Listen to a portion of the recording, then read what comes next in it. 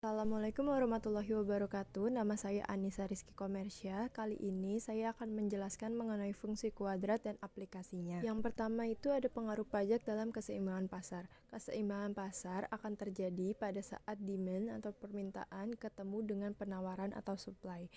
Nah, di sini ada pengaruh pajak dalam keseimbangan pasar. Yang pertama, bertambahnya harga barang yang ditawarkan. Yang kedua, jumlah barang yang diperjualbelikan akan berkurang. Dan yang ketiga, fungsi penawaran akan tetap, sedangkan fungsi permintaan akan berkurang.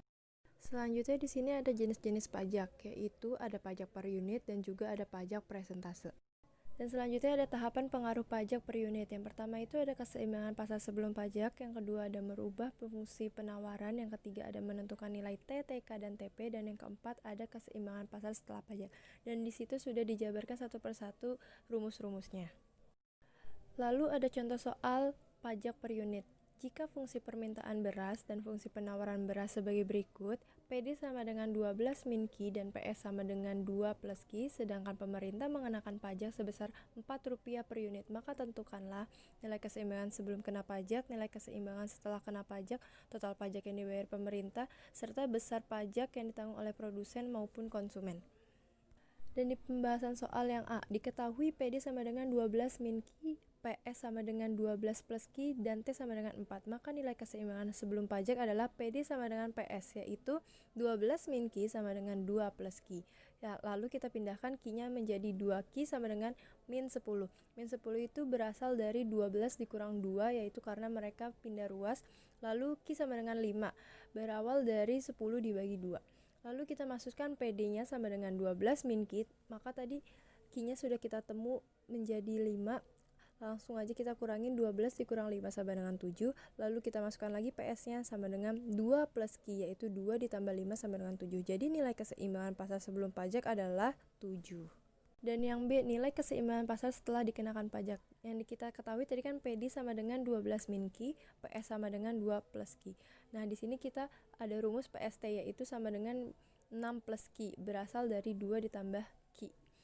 Lalu kita masukkan PD sama dengan PST, yaitu 12 min Q sama dengan 6 plus Q, yaitu kita pindahkan lagi, Q-nya menjadi min 2Q sama dengan 6 dikurang 12, Q sama dengan 3.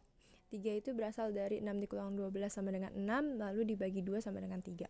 Maka PD-nya sama dengan 12 dikurang Q, yaitu Q-nya tadi kan 3, langsung aja kita kurangi, 12 dikurang 3 sama dengan 9, dan PST-nya sama dengan 6 plus Q, yaitu 6 ditambah 3 sama dengan 9. Lalu yang C yaitu total pajak yang dibayar oleh pemerintah. T sama dengan T dikali QT, yaitu T sama dengan pajak yang tadi kita sudah ketahui, yaitu Rp4 dikali QT, yaitu keseimbangan pasar setelah dikenakan pajak, yaitu 4 dikali 3 sama dengan 12. Dan yang D yaitu besar pajak yang diterima oleh konsumen. TK sama dengan 9 dikurang 7 dikali 3 sama dengan 6. Dan yang E itu adalah besar pajak yang diterima oleh produsen sama dengan 12 dikurang 6 sama dengan 6. Selanjutnya ada pajak presentase. Pajak presentase ini adalah pajak yang dipungut oleh pemerintah sebesar presentase tetap dari harga penjualan. Lalu ada tahapan pengaruh pajak presentase.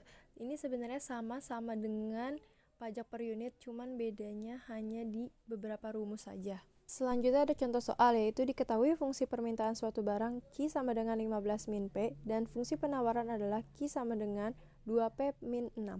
Dan terhadap barang tersebut dikenakan pajak sebesar 25%. Tentukanlah keseimbangan pasar sebelum pajak, keseimbangan pasar setelah pajak, TK, TP, dan T. Nah, selanjutnya kita akan membahas soal nomor 1. Diketahui QD sama dengan 15 min P, QS sama dengan 2P min 6.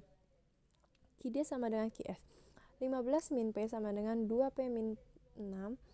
Lalu kita pindahkan saja 15 plus 6 sama dengan 2P plus P. 15 tambah 6 sama dengan 21, sama dengan 2P ditambah 1P jadi 3P. Maka P kita temukan menjadi 7. PS sama dengan 7, dan Q-nya kita masukkan 15 dikurang P. Tadi P-nya itu 7, maka 15 dikurang 7 sama dengan 8. Maka QS adalah 8. Maka kita lanjut nomor 2. Sebelum mencari keseimbangan pasar setelah pajak, sebaiknya kita mencari penawaran sesudah pajak dulu agar nanti kita bisa mudah dalam menghitung keseimbangan pasar setelah pajaknya. Fungsi penawaran sesudah pajak itu rumusnya sama dengan QR sama dengan 2P per 1 plus 0,25 itu dari persennya. QR kita temuin nih 1,6P min P. Maka langsung aja kita masukkan keseimbangan pasar setelah pajaknya. QD sama dengan QR. 15 min P sama dengan 1,6P min P.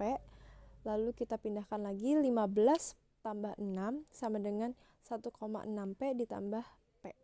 15 tambah 6 tadi 21 sama dengan lagi 1,6 ditambah P sama dengan 2,6. Maka PR kita temukan menjadi 8,08.